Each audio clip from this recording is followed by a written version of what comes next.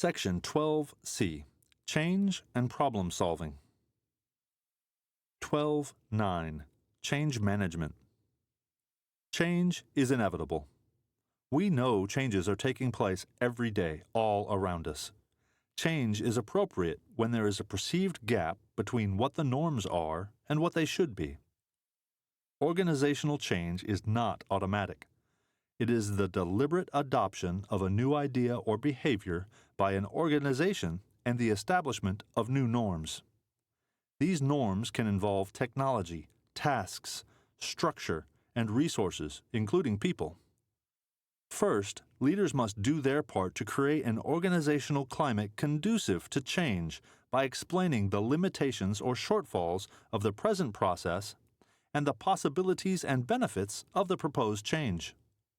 Next, leaders must facilitate the change itself by walking airmen through the change, explaining the details, and answering questions. Finally, leaders should show appreciation for those who contribute to the change and help refocus those who do not. Tough-minded, realistic optimism is the best quality a leader can demonstrate when coping with change. Resistance to change. The first reaction to change is often perceived as resistance. An essential element for preventing or overcoming resistance to change is establishing a well-thought-out plan. Planning enables the change agent, the person advocating for or leading the organizational change, to build confidence, anticipate questions, develop courses of action, and address opposing perceptions. 5 of the most common responses to change are briefly described here. Distrust.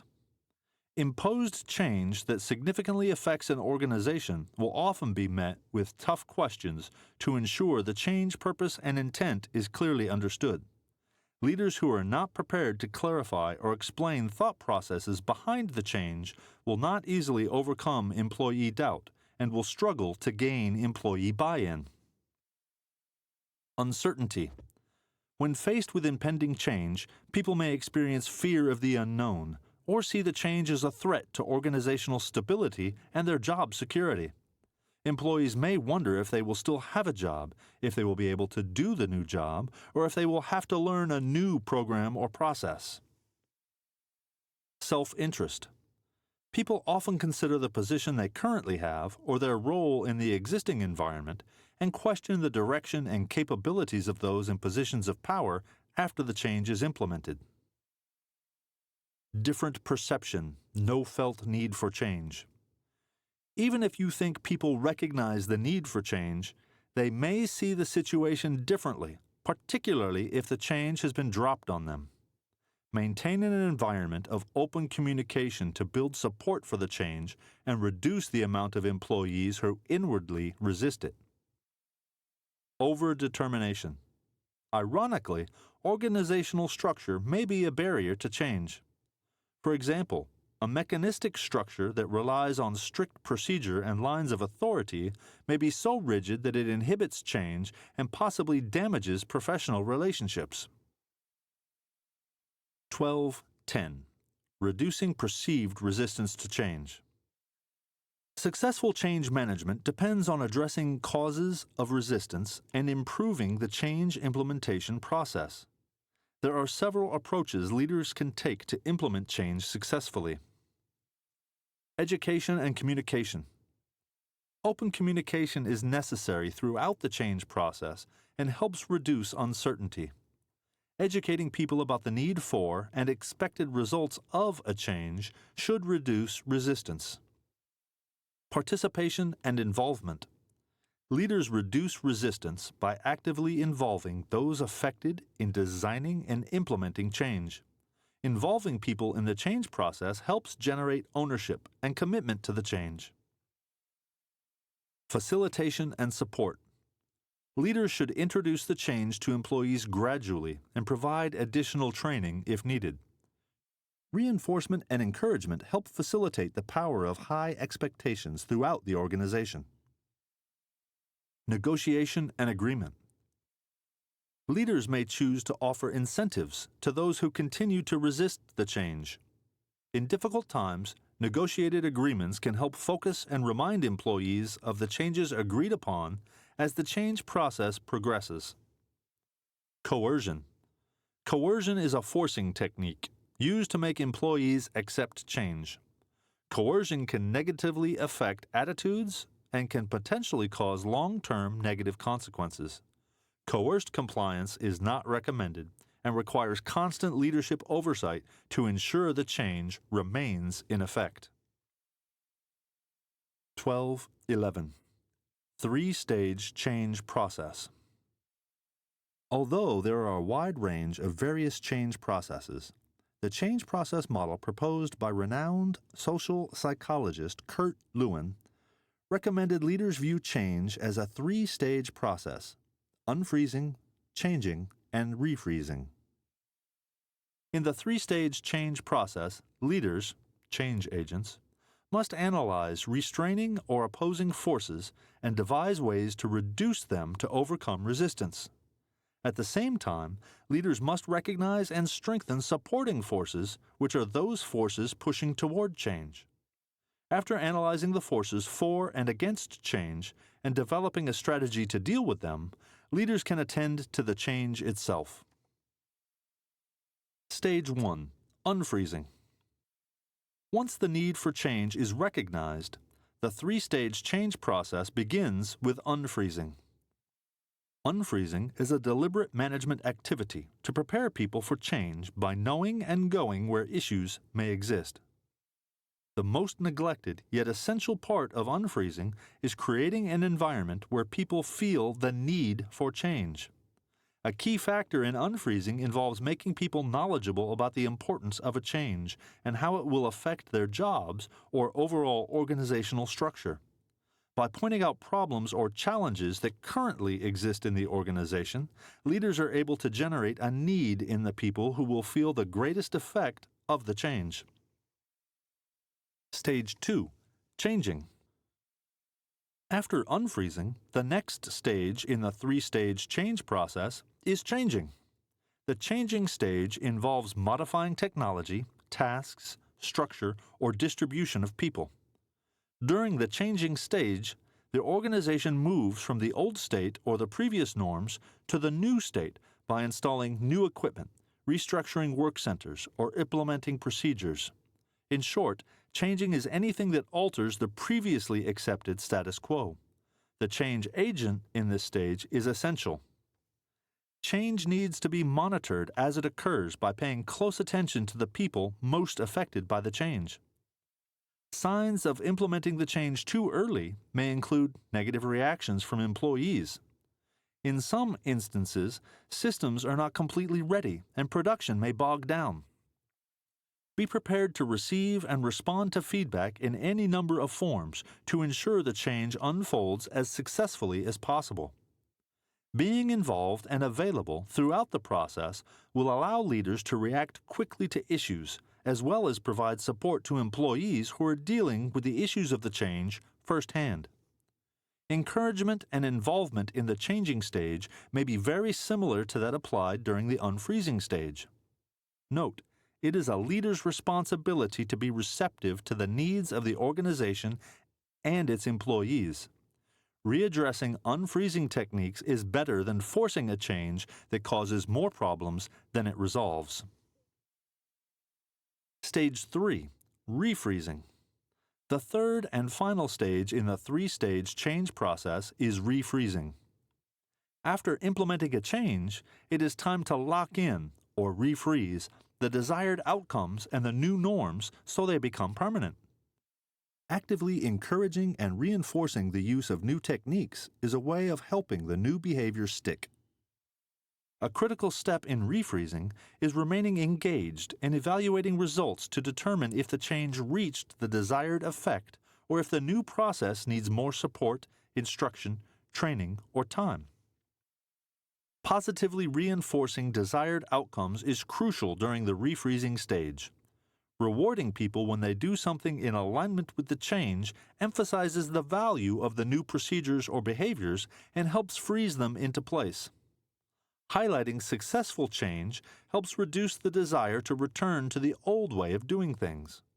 In many cases, the change agent can call attention to the success of the change and show where it works, while also being receptive to feedback and areas that may cause lingering issues or continued frustration. In this case, the change agent must evaluate results, reinforce the desired outcomes, and make constructive modifications as needed. 12.12. Continuous improvement. The use of continuous improvement, CI, increases operational capabilities while reducing associated costs by applying proven methodologies to all processes associated with fulfilling the U.S. Air Force mission.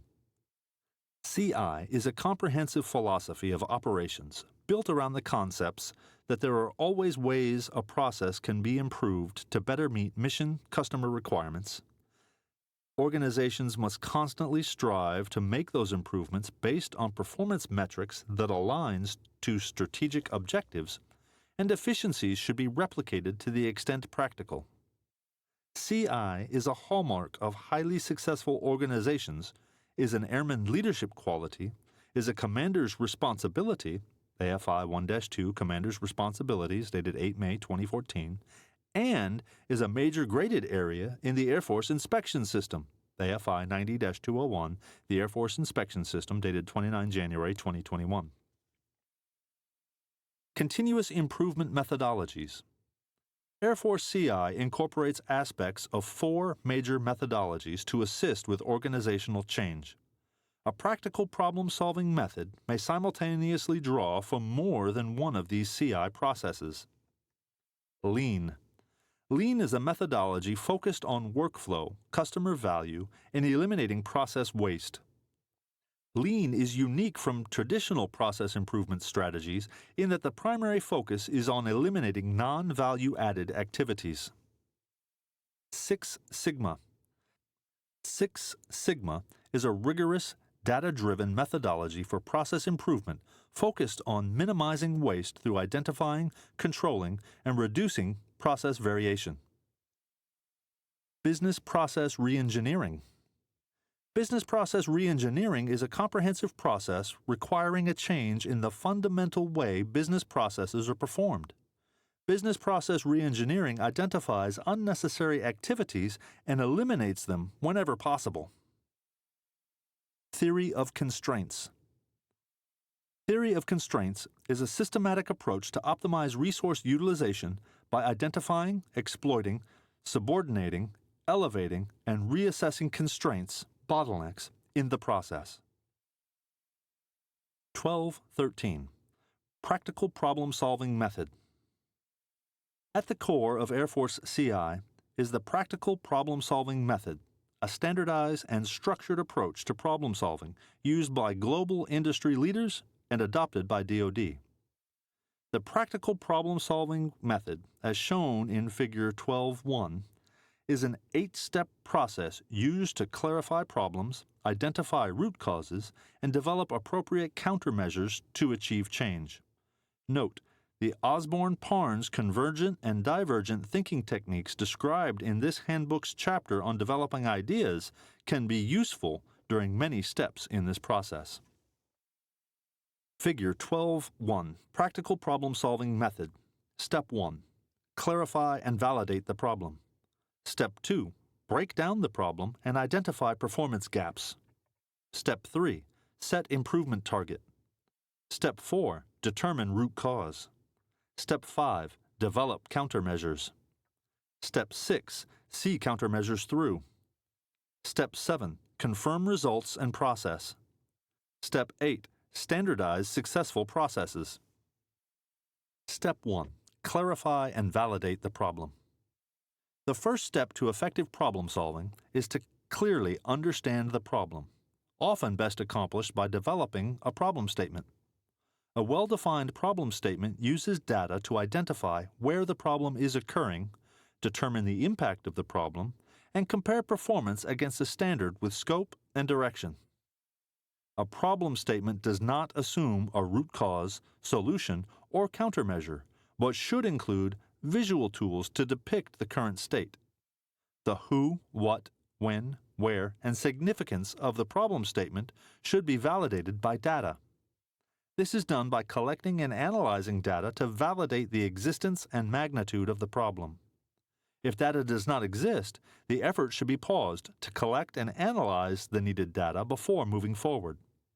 This step incorporates the mess finding, data finding, and problem finding aspects of the Osborne-Parnes model. Step 2. Break down problem and identify performance gaps. Understanding what appropriate data is required and the ability to interpret that data is paramount to performance gap analysis. Step 2 effectively frames and supports the problem in Step 1. Once the problem statement has been identified and answers the who, what, when, where, and significance of the problem, further analyze the data in comparison to the expected outcome. The expected outcome is the objective from which to measure the gap between the current state and end state, the expected outcome, and highlight opportunities for improvement, also called the performance gap. Step 3. Set improvement targets. Air Force leaders establish a vision of what an organization will strive to become, the ideal state. In Step 3, process owners or project managers set improvement targets based on expected outcomes and strategic goals and objectives.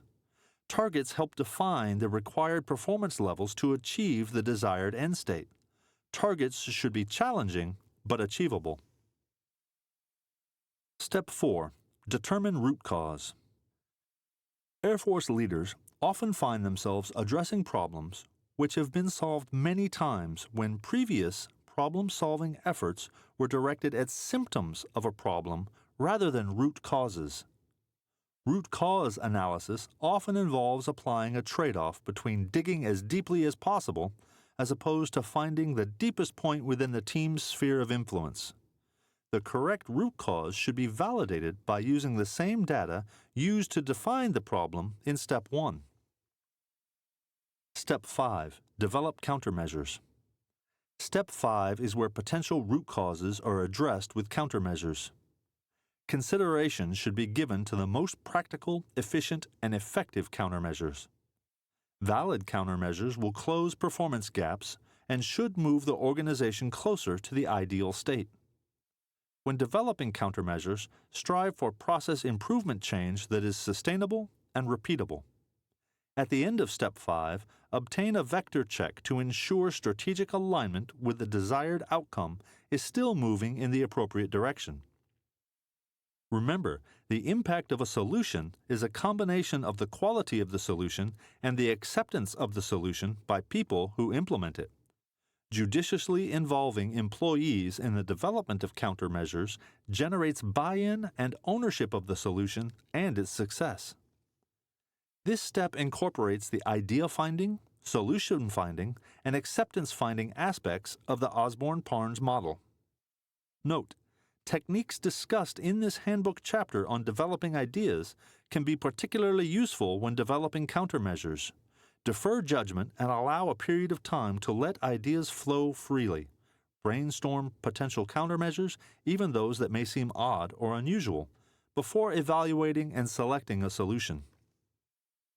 Step 6. See countermeasures through. Step 6 is seeing countermeasures through to execution and tracking detailed implementation plans for each countermeasure approved in Step 5. Reviews and progress checks should be updated regularly on all tasks until countermeasures have been implemented or until deemed unnecessary. Step 7. Confirm results and process. Step 7 compares the results of implemented countermeasures to the identified performance gaps, improvement objectives, targets, and the expected outcome. Sustainability and repeatability of the improved process should be verified. Results are measured by data and analyzed to confirm the project's intent. Processes should be monitored for performance relative to the baseline developed in Steps 1 and 2, relative to targets established in Step 3, and relative to the solution implementation. Illustrate confirmed results with appropriate data tools which link back to performance gaps and improvement targets. Incorrect root cause determination is the most common mistake made during CI efforts. If targets are not met, it may be necessary to return to Step 4. Step 8. Standardize successful processes. Step 8 is the most commonly neglected step of the entire practical problem-solving method. However, it is important to ensure the results of the efforts made in previous steps are codified. In Step 8, consider the answers to the following 3 questions. What is needed to standardize the improvements? Possible answers may include a submission to the Airmen Powered by Innovation program, or change requests for technical orders, instructions, manuals, material, or suppliers. How could improvements and lessons learned be communicated? The Wing Process Manager should be made aware of the success. Inputting information into the Air Force CI portal, conducting key meetings, writing publications, utilizing public affairs, informing the chain of command, or populating data collection sites. Were other opportunities or problems identified by the problem-solving model? This project may have identified additional problem-solving opportunities that should be recognized and addressed. 12.14. Levels of problem solving. Consistently applied, the practical problem-solving method provides an excellent tool for making data-driven decisions with regard to management, process change, and the sharing of best practices, ensuring actions lead to the desired results with minimal waste. It also ensures the results are aligned with the needs of the organization. 3 different levels of effort are available for accomplishing this method initiative. As a standardized template for solving problems and performing process improvement initiatives, the practical problem-solving method is flexible enough to be effective at any of the following 3 levels. Just do it. Also called point improvement, the just do it approach involves one person or small team and can be accomplished in less than a day. Examples would be using torque wrenches instead of adjustable wrenches, or routing paperwork electronically rather than through physical distribution channels. Rapid Improvement Event. A rapid improvement event consists of a small team of individuals, usually subject matter experts, and can be accomplished in less than a week. It is designed to develop and implement countermeasures after appropriate project preparations have been made. Examples could be improving aircraft servicing cycle times or improving first-time pass yields on task management tool taskers. Improvement Project. The improvement project setting requires a large team and is conducted over a longer period of time. Examples could be shortening aircraft annual overhaul cycle time or writing software to track annual overhauls. 12.15. Project Management. Although there are many definitions of project management, for the purpose of this reading, project management is defined as the process of leading, coordinating, planning, and controlling a diverse and complex set of processes and people in the pursuit of achieving an established objective. With this definition in mind, it is important to emphasize that a project is not a program. Programs are ongoing. A project is temporary, based on an established objective that has a generalized time frame attached to it. Project management steps. Project management uses a unique array of terminology to identify and communicate its principles and uses. Basic terminology is primarily found in the steps of project management and is explained below. Define the project objective. Identify the objective or improvement to be achieved by the project. What is being satisfied by the project? What is the expected outcome? Develop solution options. How many ways might you go about solving the problem? Of the available alternatives, which do you think will best solve the problem? Plan the project. Planning is nothing more than answering questions. What must be done? By whom? How? For how much? When? And so on. Execute the plan. People sometimes go to great lengths and effort to put together a plan, but then fail to follow it. Follow your plan. Monitor and control progress. The project manager must monitor and control by being present and making appropriate decisions. This is where to determine whether or not the plan was sound and make adjustments. Are we on target? If not, what must be done? Should the plan be changed, modified? What else have we learned? Close the project. Once the objective has been achieved, there is still a final step that should be taken. Document and discuss lessons learned, what went well, what didn't, and what should be addressed. 12.16. Project Management Constraints. Constraints are numerous for all activities we endeavor, but constraint consideration is crucial for project management. Quality, time, and cost are among the main constraints most often realized in project management. Quality. Quality refers to being in accordance with the requirement, the specifications. Time. Time refers to the amount of time you have to complete the project. Cost. Cost refers to your resource constraints to include money, manpower, machinery, and materials. One of the constraints, quality, time, or cost, will be your driver for the project.